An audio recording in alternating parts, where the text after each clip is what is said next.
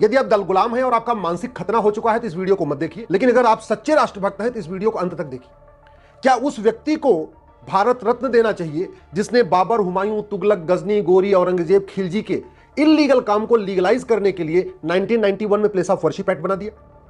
क्या उस व्यक्ति को भारत रत्न देना चाहिए जिसने मजहब के आधार पर आयोग बनाने के लिए, मजहब के आधार पर योजनाओं को लागू करने के लिए 1992 में माइनॉरिटी कमीशन एक्ट बनाया? और एक्ट भी बनाया तो माइनॉरिटी को डिफाइन नहीं किया कि माइनॉरिटी कौन होगा, 0.5% वाला होगा कि 1% वाला होगा कि 1.5% वाला होगा। क्या उस व्यक्ति को भारत रत्न देना चाहिए जिसने भारत में लैंड जिहाद को बढ़ावा देने के लिए 1995 में वक्फ एक्ट में बदलाव किया और अनलिमिटेड पावर दे दिया वक्फ बोर्ड और वक्फ ट्रिब्यूनल को कि जहां मन चाहे जगह जमीन पर कब्जा कर ले? मैं इसलिए आपसे कह रहा हूं क्योंकि जब तक आप दल गुलामी नहीं छोड़ेंगे तब तक आपको सही बात समझ में नहीं आएगी। क्या उस व्यक्ति को भारत रत्न देना चाहिए जिसने सरकार बचाने के लिए खुलेआम शिबू सोरेन से सौदा किया हो? उस व्यक्ति को भारत रत्न देना चाहिए जिसने चार राज्य सरकारों को अवैध रूप से भंग कर दिया था, राष्ट्रपति शासन लगा दिया था? क्या उस व्यक्ति को भारत रत्न देना चाहिए जिसके शासन में इतना बड़ा टेलीकॉम घोटाला हुआ, इतना बड़ा पाम ऑयल घोटाला हुआ, और भी बहुत सारे हर्षद मेहता वाला घोटाला हुआ? क्या उस व्यक्ति को भारत का रत्न देना चाहिए जिसके प्रधानमंत्री के कार्यकाल में घुसपैठ को बढ़ावा दिया गया, धर्मांतरण को बढ़ावा दिया गया, तुष्टीकरण को बढ़ावा दिया गया, अलगाववाद को बढ़ावा दिया गया, कट्टरवाद को बढ़ावा दिया गया, जिहाद को बढ़ावा दिया गया, मजहबी उन्माद को बढ़ावा दिया गया? जी हां, मैं बात कर रहा हूं नरसिम्हा राव साहब की। ये सारे काम नरसिम्हा राव साहब के समय में हुए थे और अब उन नरसिम्हा राव साहब की जय जयकार हो रही है। उनके बनाए गए कानून हम सुप्रीम कोर्ट में लड़ रहे हैं। प्लेस ऑफ वर्शिप एक्ट को भी हमने सुप्रीम कोर्ट में चैलेंज किया है, 1992 के माइनॉरिटी कमीशन एक्ट को भी चैलेंज किया है और 1995 के वक्फ एक्ट को भी चैलेंज किया। और ये तीन कानून संविधान की धज्जियां उड़ाते हुए बनाए गए। तो जिस व्यक्ति ने बिल्कुल संविधान विरोधी कानून बनाया, जिस व्यक्ति ने हिंदुओं को कोर्ट जाने का रास्ता बंद कर दिया, जिस व्यक्ति ने बाबर, हुमायूं, तुगलक, गजनी, गोरी के द्वारा हमारे मंदिरों को तोड़ के बनाए गए अवैध ढांचे को लीगलाइज करने के लिए कानून बना दिया गया, अब उसकी जय जयकार हो रही है, भारत रत्न दिया जा रहा है। यदि आप चुप हैं तो या तो आप पूरी तरीके से पॉलिटिकल पार्टियों के गुलाम हो चुके हैं और या तो आपका मानसिक खतना हो चुका है।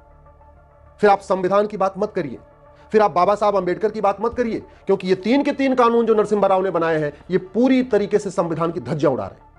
संविधान कहता है मजहब के आधार पर कोई कानून नहीं होगा, मजहब के आधार पर बोर्ड नहीं होगा, मजहब के आधार पर ट्रिब्यूनल नहीं होगा। लेकिन मजहब के आधार पर बोर्ड, ट्रिब्यूनल, सबका रास्ता खोला नरसिम्हा राव ने 1995 में वक्फ एक्ट बना के। संविधान कहता है किसी विवाद का समाधान कोर्ट के जरिए होगा।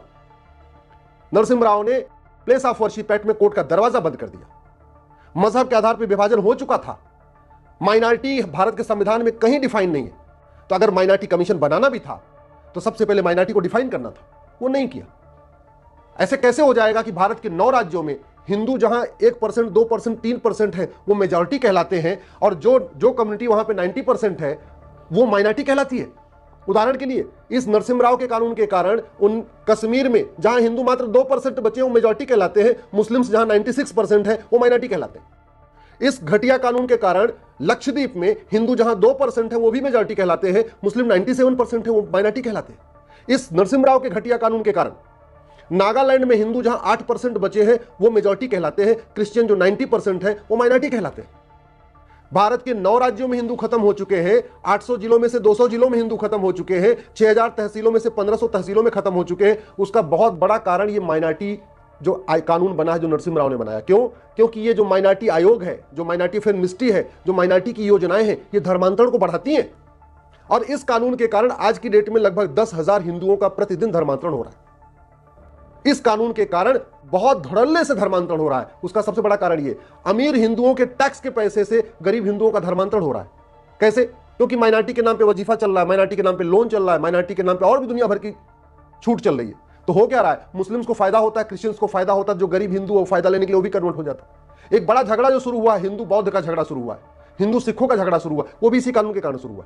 क्योंकि हिंदू बनने में घाटा है, हिंदू बन के फैक्ट्री लगाने में घाटा, हिंदू बन के रोजगार करने में घाटा, हिंदू बन के कोई उद्योग व्यापार शुरू करने में घाटा, लेकिन माइनॉरिटी बनने में फायदा है। तो ये कानून सबको माइनॉरिटी बनने के लिए प्रमोट कर रहा है।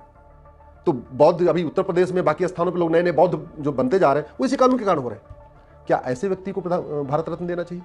चलो कांग्रेस ने उनको प्रधानमंत्री बना दिया था, ठीक है, समझ में आती बात, लेकिन भारत रत्न देना चाहिए, जिसने पूरे जीवन जातिवाद का जहर घोला, जिसने पूरे जीवन भाषावाद का जहर घोला, जिसने पूरे जीवन क्षेत्रवाद का जहर घोला, जिसने पूरे जीवन में माओवादियों नक्सलियों को फायदा पहुंचाया, जिसने पूरे जीवन में आतंकवादियों अलगाववादियों कट्टरपंथियों को फायदा पहुंचाया, जिसने पूरे जीवन में जिहादियों को फायदा पहुंचाया, जिसने पूरे जीवन में धर्मांतरण कराने वालों की मदद किया, घुसपैठ कराने वालों की मदद किया, घुसपैठ रोकने के लिए कुछ नहीं किया, धर्मांतरण रोकने के लिए कुछ नहीं किया, लैंड जिहाद रोकने के लिए कुछ नहीं किया, लब जिहाद रोकने के लिए कुछ नहीं किया, वो भारत रत्न हो गया, मरते ही भारत रत्न।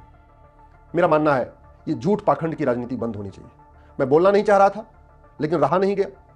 मुझे लगा ठीक है, सच बोलने का जो नुकसान होगा देखा जाएगा, लेकिन सच तो बोलना पड़ेगा, क्योंकि मीठी झूठ ने भारत को बर्बाद कर दिया और विशेष रूप से सनातन धर्म को बर्बाद किया।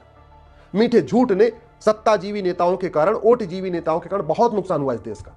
इसलिए अब कड़वी सच्चाई बोलना पड़ेगा, इसलिए मैं बोल रहा हूं। मीठे झूठ को बोलना शुरू कर देंगे और मीठे झूठ को बर्दाश्त करना शुरू कर देंगे तो सत्य हार जाएगा, और सत्य पराजित हो रहा है, सत्य परेशान हो रहा है, सत्य हताश हो रहा है, सत्य निराश हो रहा है, और पाखंडी लोगों की बल्ले बल्ले चल रही है, पाखंडी लोगों की जय जयकार हो रही है। मेरा मानना है कम से कम, बड़ी सीधी सी बात है भाई, प्रधानमंत्री बनाना तो पार्टी का काम होता है, लेकिन भारत रत्न जैसे जो हम देते हैं, आपको किसी व्यक्ति को भारत रत्न दिया जाता है कि भारत का रत्न है, कम से कम रत्न देते समय यह देखना चाहिए कि वो वास्तव में भारत रत्न है, क्या उसने संविधान के अनुसार कार्य किया।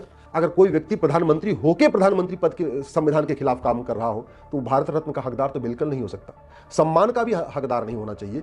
और जिस व्यक्ति ने जो किया है उसकी एकदम सत्य समीक्षा होनी चाहिए, पॉलिटिकल समीक्षा नहीं होनी चाहिए, सत्य समीक्षा। किसी व्यक्ति ने अपनी पार्टी के लिए क्या किया वो कोई मैटर नहीं करता, किसी व्यक्ति ने अपने सरकार बनाने के लिए किया क्या वो मैटर नहीं करता, लेकिन अगर किसी व्यक्ति ने संविधान के खिलाफ काम किया, समाज के खिलाफ किया, सनातन के खिलाफ काम किया, हिंदुओं के खिलाफ काम किया, तो उसको टॉलरेट नहीं करना चाहिए, उसका सम्मान नहीं होना चाहिए। और अगर उस व्यक्ति का भी हम सम्मान करते रहेंगे तो फिर किस बात की, फिर राष्ट्रवाद का कोई मतलब नहीं है। मेरी बात ठीक लगी हो, इस वीडियो को दिल से शेयर करिएगा।